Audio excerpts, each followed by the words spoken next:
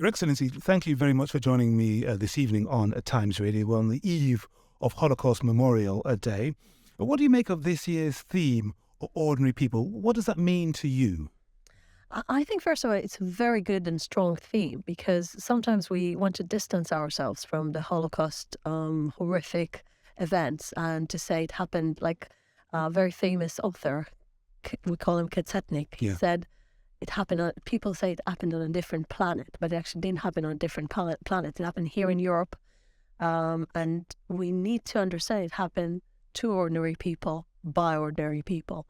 So the biggest evil on earth happened by ordinary people that demonized the Jewish people and basically thought they shouldn't exist, which is shocking. No, it is shocking. It is shocking. And I must say that I just got back from the Imperial War Museum, and I was really deeply impressed from the new exhibition they have on the Holocaust. And I think the fact this tool is so accessible to all your children and high school children around this country to experience this powerful exhibition, to understand that it wasn't those black and white pictures far away in history, but it actually was a community, was living among the European countries, German Jews, among their colleagues and friends in Germany, and they were all perished. 6 million Jews, including women and children, 1.5 million children. As a mother, this is the number that makes me always cry and be so shocked. How could it's just a very, very powerful time of year for you? Yes, it is. I'm also married to a grandson of a Holocaust survivor. So in my husband's family, I must say the Holocaust is still present, because his father has so many memories from his father remembering the Holocaust, bringing his memories to his children, bringing his traumas also. Shared memory, shared culture, shared trauma, that stays with you even when the generations pass on. We'll come to that in just a moment, Ambassador. You'll be aware, and you'll probably be pleased to have seen the Prime Minister Rishi Sunak referred to Holocaust Memorial Day in Prime Minister's Questions this week, and he pledged to introduce legislation for a permanent Holocaust Memorial. But today, Lord Pickles, you'll be aware of him, he's the co-chair of the UK, I thought he might be, the UK Holocaust Memorial Foundation, said he's desperate to start building it because that great generation, the survivor generation, they're passing away, including Siggy Schipper just last week. How frustrated are you that it hasn't started yet, the building? Well, first of all, education about the Holocaust doesn't need buildings. They think the most powerful, I'm very grateful for the British government for making this very central in London, in Westminster, to have the place that will remember the history. Right next to Parliament. Yes, right next to Parliament, the history of the Holocaust. Obviously, it's very, very important. It's going to be a significant place. But it's not like we need to wait till the building is ready. This is exactly the time between now and I think till the last survivor will be with us, where we need to hear as many testimonies as we can from the survivors. I think this is the biggest mission of our generation, especially with the young generation. Let me share with you a very moving experience we had in Israel, because we understood that the young generation is not having those grandparents can tell them those stories, and some people never really spoke about it. We understood we have a problem, we have a challenge, and there was an Israeli initiative called Memory in Your Living Room. Remembering what happened through a testimony of a survivor comes to your own living room. Think about it. You're sitting in your home in a very cozy and intimate space, not in a lecture, not in a university, here an historian, and you're hearing firsthand a survivor talking and sharing his story when you can actually interact and ask him questions. So last year we decided to do that in my residence here in the Ambassador's House in London. And we invited very nice young children, all of them non-Jewish. And we invited Lily Ebert, one of the most famous Holocaust survivors here. And she was sharing her story. And she was sharing with us an incredible things she's been asked in social media. Her grandson is made her a TikTok star. I remember. And she was asked questions like, from innocent point of view, it's not like someone was thinking he was in a Holocaust denial by asking those questions, like, why you didn't run away if it was so bad?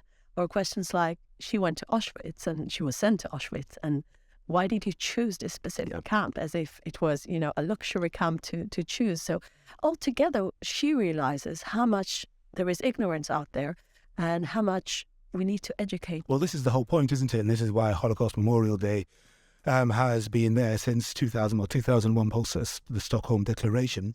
When you look at the level of activity here in the UK, especially at this time of year, how would you compare it with what you've seen elsewhere around the world at this time of year? You know, having been a former Deputy Foreign Minister, you've travelled a lot. Definitely, it gets a very high profile here. I think that maybe because I personally, I think it's because your historic reference to the Second World War as a shaping experience of this country, your heroism, Churchill, the war against the Nazis, the Nazi regime, one of the only countries in Europe that could stand in front of this evil regime. So I think altogether it puts most of the British people very much involved emotionally in this issue. And I think that many people want to know about the Holocaust. You don't see people don't want to hear about it or ignore it.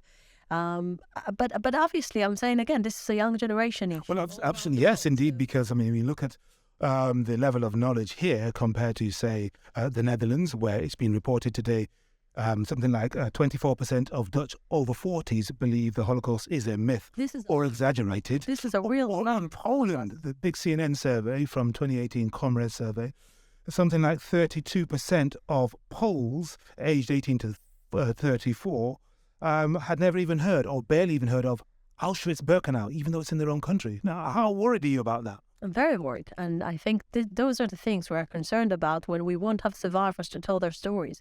So I've seen many times the amazing project Yad Vashem, our Holocaust Memorial Museum, is doing with, documenting those testimonies. But I think it won't be as powerful as hearing a live person telling you about his own experience, because a video is, again, it's a distance experience. So I think we should do more in order to make sure that those very significant years, we will expose as many young people as possible to the survivors that are still with us, so that they will hear firsthand, so they will become a witness, and they will say, I met someone that survived the Holocaust. I heard what he went through.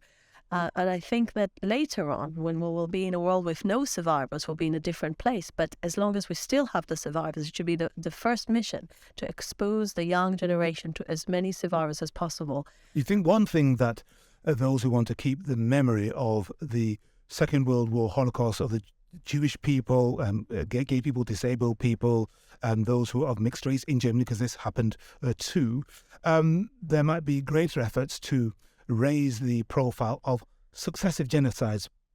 So in Cambodia, for example, in Rwanda, in Bosnia, Srebrenica, and Darfur, because there are some who say, well, we suffered too. What happened, especially between 1933 and 1945, was a stain on humanity. But there are other stains that have occurred since then, and people need to be aware that suffering is a human thing. We definitely need to remember any single evil that was made around the world, including those genocides you mentioned. But the Holocaust, unfortunately, because there is still so much anti-Semitism around us, it is a special and unique, horrific chapter in the history of the Jewish people. And we do think that this systematic machine of killing that the Nazi regime chose to, put those Jews in gas chambers. Yeah. Some of the Jews became soaps by using their body fat into some equipment that can be used, like this instrumental... Total dehumanization of people. The kind of language used, cockroaches, just sorted in Rwanda, cockroaches, as though you're not even human. Exactly. So those kind of things, this is a lesson should be learned. I agree. It's a universal lesson should be learned. But even today, we're still dealing with racism against Jews. And some people, one of the things, by the way, that shocked me, that one of the research of the CST was that many people don't get the concept of anti-Semitism. So they prefer using racism against Jews because anti-Semitism sounds like a Blair word that you don't know exactly what it means, and they don't connect it to the Holocaust and what caused the Holocaust. So I think altogether, and today we have, again, bad reports about the rise of anti-Semitism all around Europe, including in this country. You're right, yeah. I mean, only last week I was talking to Olivia Marks Waldman, should I say, the chief executive of the Holocaust Memorial Day Trust, and it was about the CST, the Community Security Trust report on the surge in anti-Semitic attacks on students in this country. And the problem is, it surged particularly in May 2021. Now, what happened in May 2021? You'll be very aware. Yes, I know. I was here. I was actually here when there was a military operation that Israel was fighting in order to protect the people from rockets that were fired on Israel from Gaza. But I think if we minimize it to those moments where Israel... No, I'm not minimizing it. What I'm saying is there is a surge, and the Anti-Defamation League in the US, Jonathan Greenblatt, he says exactly the same thing. Whenever there is a surge in activity, whenever there's an Israeli operation in Jenin, and for example today, or in Gaza, the West Bank, there is always a blowback against Jews in the US and across Europe. Now, to what extent do you think the Israeli government should factor in the possible blowback when it decides how heavily to respond to any atrocities that may come from the West Bank or the Gaza Strip, as you see it? So personally, I think it's two separate issues. One of them is how Israel should defend its own people, because from terrorism, like for instance, you mentioned Jenin. So this morning, there was an intelligence alarm about a certain terror organization that wanted to commit a crime in Israel. It is Islamic Jihad, was Yes, and it was against Israelis living peacefully in Israel. And I must say that part of our work is to protect our civilians from terrorism, that unfortunately is a very common thing in our streets in the last year. In the last year, we lost so many people in terror attacks. There were over 5,000 attempts on Israelis from the Palestinian side. So first of all, this is a picture where we live in. Now, let's put that as the first thing. This is part of the job and the duty of any government to protect its people. And I think when Israeli Prime Minister, and I know Prime Minister Netanyahu many years, when he thinks about how to de-escalate, the first thing he thinks is, first of all, to protect his people. And the second thing he wants is to prevent war. I know him for many years. The difficulty, yes, indeed, and I've followed his career over the best part of 30 or so years myself. I don't know him as well as you do. Yes, he believes in Iron Dome and an Iron Fist, and that's been his watchword over the several times he's been Prime Minister. But isn't one of the things that you shouldn't do while trying to de-escalate is to escalate? Because, of course, if you go in extremely heavy, so let's say there are 5 Israelis killed, there might be 64 Palestinians killed. Now, the circumstances might be different, but the problem is the victims feel it all the same. And they will say to themselves, well, these people are not innocent. They might consider every Israeli a target as a result of the asymmetric nature of the response. I must say we try to do and to go as cautious as we can. And actually we see British military people are saying, like Richard Camp, Colonel Richard Camp is very famous for that, saying Israel is probably one of the most cautious military forces around the world when it comes to human rights and keeping the lives of the enemy, trying to minimize collateral damage. But that's not how it comes across to the people who are watching this and who are seeing it. Well, the problem is if you think, well, here are some Islamic Jihad people in Jenin, we need to get them because they're preparing an attack against peaceful Israelis. We will do whatever we have to do to get them. And if a 60-year-old woman or a boy is in the way, then so be it, their collateral damage. But this is not the way Israel thinks. Is it not? We don't say so be it. One of the things that we always do is we deliver from airplanes, we deliver warning to the places where Israel is attacking. No army in the world is actually warning civilians in the way Israel is doing. One of the things we do, we try to go just against the terrorists. We never target civilians. So this is the way we are when we deal with terror organizations. But the reason I'm pushing sometimes they're using their own children as human shields. You're aware of this, but then if you still go after them, knowing that there are children there, then you end up killing the children too. And the problem is that around the world, and even here in Britain, we have an organisation called the Board of Deputies of British Jews. You know, a very, very august organisation that's been in Britain, founded by Sephardic Jews in 1760, a very long time. And they have been very concerned about the tone and the rhetoric coming from the current Israeli government and the previous, last but one. And they say they believe in a two-state solution. They published a manifesto in 2019. You didn't like that manifesto very much, did you? And you said that any organisation that promotes a two-state solution is not really in the interests of the state of Israel. I mean, this is British Jews we're talking about. First of all, I really respect the Jewish community here. They're wonderful individuals, and as a community, they've been very supportive, and I'm very grateful for that.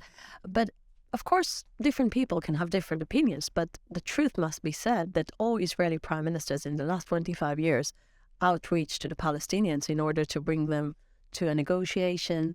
It depends what you mean, outreach.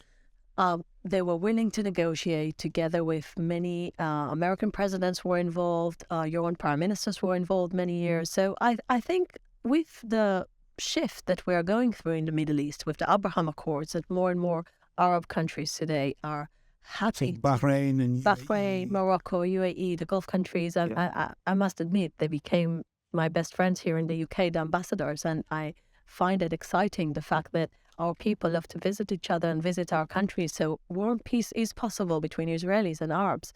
And I'm very proud of that. And what about the Arab neighbours, the people who you share territory with? I mean, it doesn't really work if you're happy and you've got your friends with Bahrainis or Moroccans or even Saudis at some point. Okay, that's going that way. But your neighbours, your next door neighbours who claim also they have a historical title and claim to the land, you want to drive them out. No, we don't. I must say I cannot accept this description. Israel was always willing to live with its neighbors peacefully.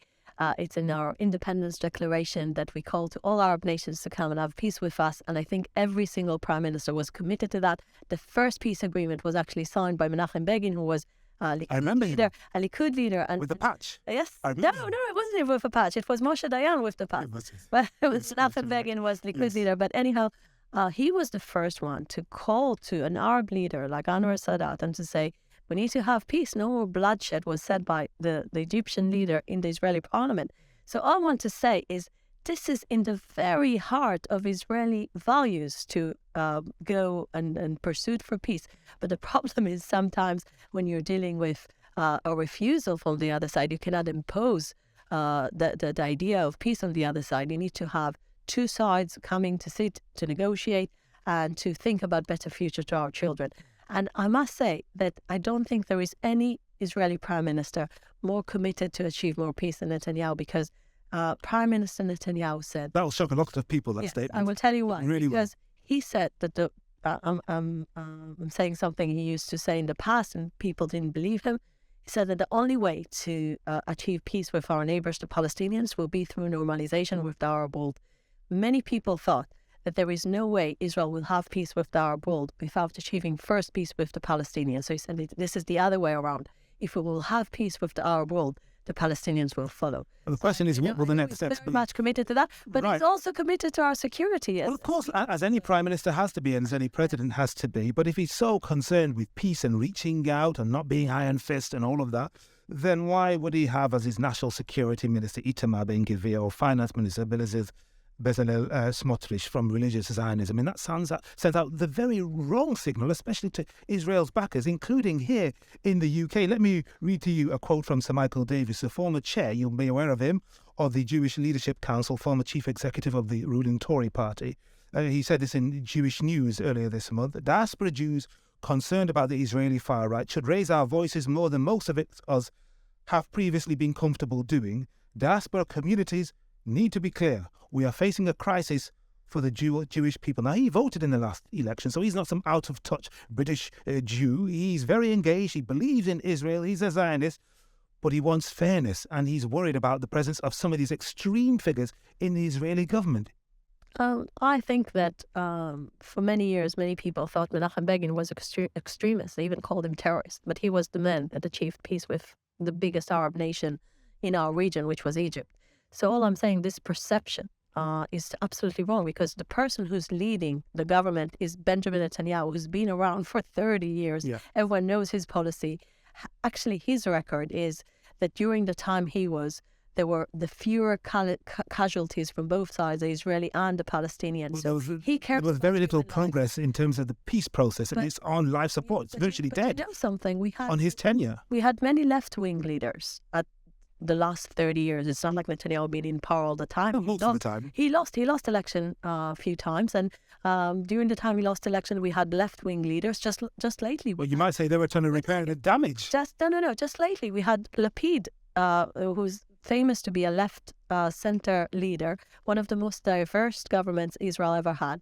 The Palestinians were not even willing to negotiate with him, and when he called in the UN to Abu Mazen to come and sit with him, Abu Mazen just said they're not interested. So this is the case. So it's not just about Netanyahu. So I think the current Israeli government is led by a very professional, very experienced leader that the Israeli people elected for the 6th time. So it shows that people have confidence with Netanyahu's policy.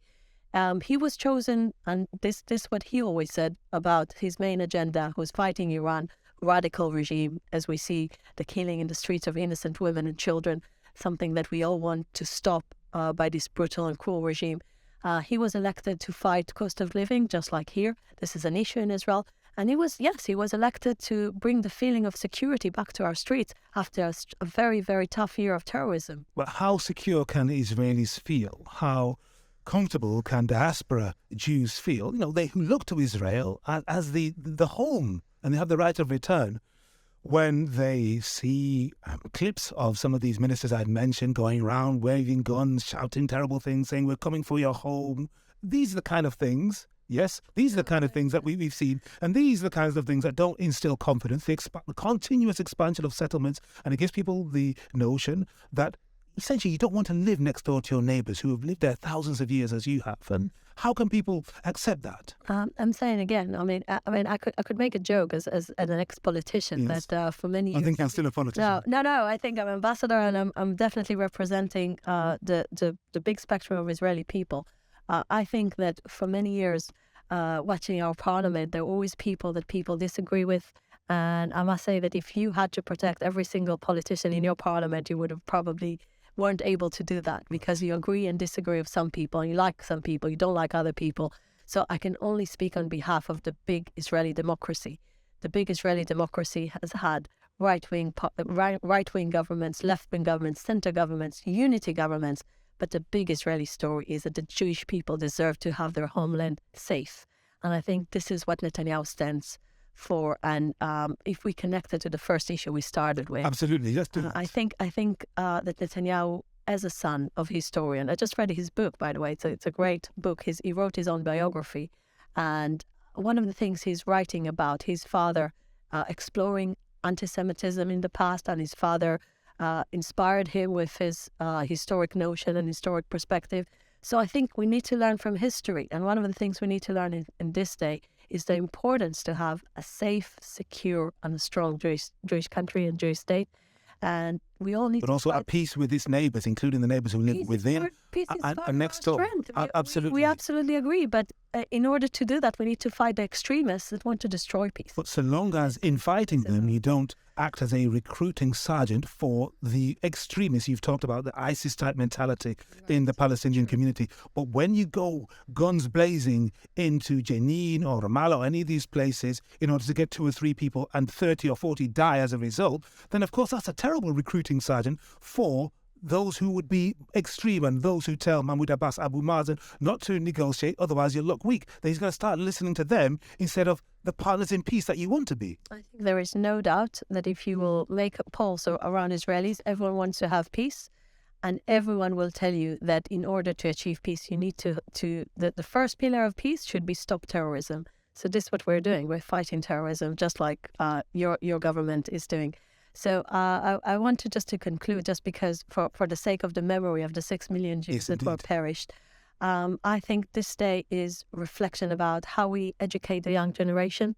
I really think it's about understanding the importance of a Jewish state and understanding that if those Jews during that horrific time in history had a refuge in their own homeland, they'd have been able to go to it. They've been able to go there and to find refuge, and probably we would have had many generations coming from these great people that are not with us.